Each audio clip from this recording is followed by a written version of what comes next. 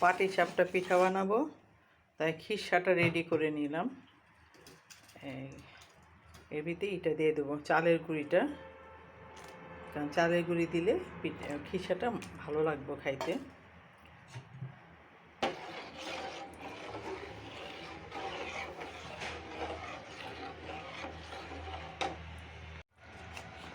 খিরসাটা ready হয়ে গেছে, এখন নামায় ফেলবো।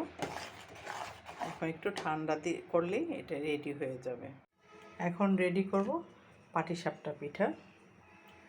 এই গুড়টা দিয়ে দিছি, গুড়টা আগে আমি একটু পানি দিয়ে এটা করে নিছি, গলানো পানি দিয়ে রেডি করে নিছি। এখন এটা আস্তে আস্তে করব, তারপর একটু চিনিও মিক্সড করব, কারণ গুড়ে পোড়া পিঠাটা ভালো লাগে না কালারটা। তাওয়াতে তেল দিয়ে দিচ্ছি, এখন পিঠাটা দিয়ে দেবো। ভাই বলতে পারেন এই কালো তাওয়া কেন?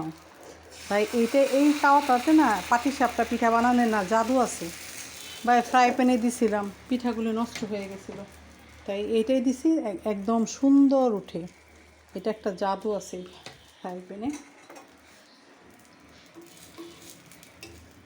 দেখছেন কত সুন্দর করে পিঠাগুলো উঠে যায়।